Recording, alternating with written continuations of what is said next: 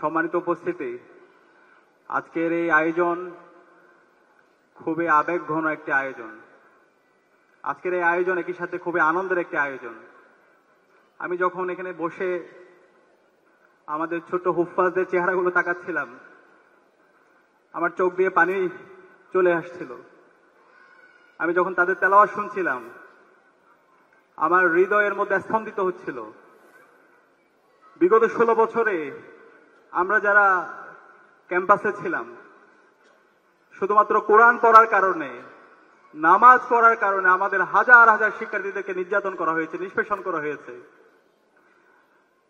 গত বছর আপনারা জানেন, ঢাকা বিশ্ববিদ্যালয়ে আমরা যখন বটতলায় কোরআন তেলাওয়াতের আয়োজন করেছিলাম, সেই কোরআন তেলাওয়াত আয়োজনকে বন্ধ করার জন্য বিভিন্ন ধরনের হুমকি দেওয়া হয়েছিল।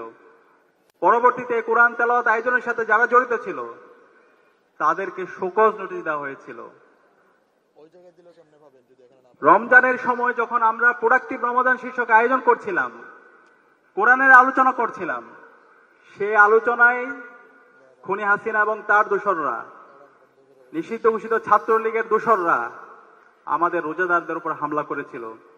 এভাবে সারা দেশের বিভিন্ন প্রাঙ্গণে শুধুমাত্র কোরআন পড়ার কারণে, হাদিস পড়ার কারণে, নামাজ পড়ার কারণে আমাদের হাজার হাজার শিক্ষার্থীদের উপর নির্মম নির্যাতন, নিষ্পেষণ করা হয়েছে। আজকে জুলাই বিপ্লবের মাধ্যমে এদেশের মুসলমানরা আজাদি পেয়েছে। আজকে আমরা স্বাধীনভাবে কথা বলতে পারছি। আজকের এই আয়োজন যদি আমাদের কোরআনের পাখি আল্লামা দেলাওয়ার হোসেন সাঈদী দেখে যেতে পারত, এটা আমাদের জন্য সবচেয়ে আনন্দের হতো। সেই 13 সালে 14 সালে আমার মনে পড়ে আমরা সবাই রাস্তায় নেমেছিলাম আমাদের কোরআনের পাখি আল্লামা দেলাওয়ার হোসেন সাঈদীকে আমরা মুক্ত করব। খুনি হাসিনা এবং তার দোসররা আল্লামা দেলাওয়ার হোসেন সাঈদীকে মিথ্যা অভিযোগ দিয়ে এবং শহীদ নেতৃবৃন্দকে মিথ্যা অভিযোগ দিয়ে যে বিচারিক হত্যাকাণ্ড করছিল, সেই বিচারিক হত্যাকাণ্ড আমরা বন্ধ করব। আল্লাহ তাআলা আমাদেরকে কবুল করে নাই, আমাদের শহীদদেরকে কবুল করেছে, আমাদের নেতৃবৃন্দকে কবুল করেছে। আজকে আমাদের নেতৃবৃন্দের রক্তের উপর আজকে আমাদের বিপ্লব হয়েছে, জুলাই বিপ্লব হয়েছে। আমাদের নেতৃবৃন্দরা আল্লামা দেলাওয়ার হোসেন সাঈদী যে আধিপত্যবাদের বিরুদ্ধে, যে আগ্রাসনের বিরুদ্ধে, যে ইনসাফের পক্ষে কথা বলেছিলেন, আজকের পুরো প্রজন্ম সেই ইনসাফের পক্ষে কথা বলছে। আজকের পুরো প্রজন্ম সেই ইনসাফের আহ্বান সবাইকে করছে।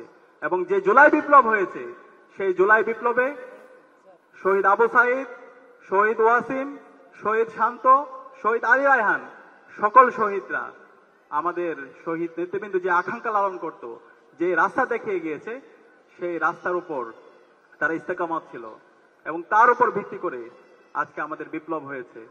সে কারণে আমি আজকের হুফাজদেরকে অনুরোধ করব, আমাদের নেতৃবৃন্দ তো আল্লাহর ডাকে সাড়া দিয়ে চলে গিয়েছে। আজকে একটি শূন্যতা তৈরি হয়েছে। আজকের এই শূন্যতা আপনাদেরকে পূরণ করতে হবে। তানজিমুল উম্মাহ শিক্ষার্থী যারা আছেন, আজকে যারা হুফাজ হয়েছেন, আপনাদের মধ্য থেকে আগামীর আল্লামা দেলাওয়ার হোসেন সাঈদী তৈরি হইতে হবে। আপনাদের মধ্য থেকে ইমাম হাসানুল বান্না তৈরি হইতে হবে। আপনাদের মধ্য থেকে সাইয়েদ কুতুব তৈরি হইতে হবে। আপনাদের মধ্য থেকে বদিউজ্জামান সাইয়েদ নুরসি তৈরি হতে হবে। আপনাদের মধ্য থেকে ইবনে সিনা তৈরি হতে হবে। আপনাদের মধ্য থেকে ইমাম গাজ্জালি তৈরি হইতে হবে। আপনাদের মধ্য থেকে মাওলানা সাইয়েদ আবুল আলা মওদুদী রহমাতুল্লাহ তৈরি হইতে হবে। সেই ধরনের যদি আমরা ব্যক্তিত্ব হতে পারি, তাহলে আগামীর বাংলাদেশে আমরা নেতৃত্ব দিব ইনশাআল্লাহ। আমি বিশ্বাস করি তানজিমুল উম্মাহ মাদ্রাসার ফাউন্ডেশনের যারা শিক্ষার্থীরা আছে, তারাই আগামীর বাংলাদেশে নেতৃত্ব দিবে ইনশাআল্লাহ। আমাদের আজকে যারা হুফাজরা আছেন, আমি আপনাদেরকে অনুরোধ করব, আজকে আমরা কোরআন হিফজ করেছি, এখন আমাদের দায়িত্ব হচ্ছে কোরআনের আলোকে আমাদের এই সমাজকে আলোকিত করার। এই কোরআনের আলোতে যদি আলোকিত করতে চাই, তাহলে আমাদেরকে এই কোরআনের বাণী সব জায়গায় ছড়িয়ে দিতে হবে। এবং কোরআনের যে আদর্শ আছে, কোরআনের আলোকে আমাদের সমাজনীতি পরিচালনা করতে হবে, আমাদের রাষ্ট্রনীতি চালাতে হবে, আমাদের অর্থনীতি চালাতে হবে। এবং আল্লাহ রাসূল সাল্লাল্লাহু আলাইহি ওয়াসাল্লামের যে আদর্শ, সে আদর্শ সবার মাঝে ছড়িয়ে দিতে হবে। এবং বর্তমান সময়ে দেশ চালানোর জন্য এবং সারা বিশ্বে নেতৃত্ব দেওয়ার জন্য যে যোগ্যতা দরকার, সেই যোগ্যতা আমাদেরকে অর্জন করতে হবে। আল্লাহ তাআলা আমাদেরকে কোরআন হিফজ করার নিয়ামত দিয়েছেন। এখন এই হিফজ করার পরে কোরআনের আলোতে এই সমাজ সাজানোর জন্য যে যোগ্যতা সম্পন্ন ব্যক্তি হিসাবে গড়ে ওঠা দরকার। সেই যোগ্যতা সম্পন্ন ব্যক্তি হিসেবে গড়ে ওঠার জন্য আমাদের আপ্রাণ চেষ্টা চালিয়ে যেতে হবে। এবং সেই জায়গায় আমরা যারা সাবেক শিক্ষার্থীরা আছি এবং আমরা ঢাকা বিশ্ববিদ্যালয় কেন্দ্রীয় ছাত্র সংসদের পক্ষ থেকে আপনাদের পাশে আমরা সবসময় থাকবো ইনশাআল্লাহ। আপনাদের সার্বিকভাবে আমরা যে কোনো বিষয়ে আপনাদের পাশে থাকবো ইনশাআল্লাহ।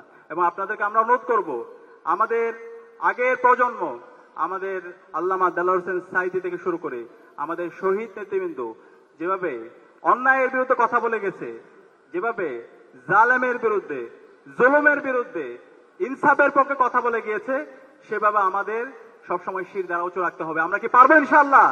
ইনশাআল্লাহ।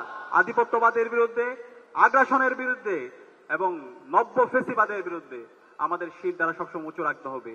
আমরা যদি সেভাবে উঁচু রাখতে পারি এবং নিজেদেরকে যোগ্য রাখতে পারি, তাহলে আগামীর যে বিপ্লব হবে সেই বিপ্লব হবে ইসলামের বিপ্লব এবং আগামীর বাংলাদেশ হবে ইনসাফের বাংলাদেশ ইনশাআল্লাহ। সে উদাত্ত আহ্বান জানিয়ে আমি আমার জন্য দোয়া চেয়ে এবং আজকের হুফাজদের জন্য দোয়া করে, আজকের আয়োজনের সাথে যারা জড়িত তাদের জন্য দোয়া করে আমি আমার কথা এখানে শেষ করছি। আসসালামু আলাইকুম ওয়া রাহমাতুল্লাহ।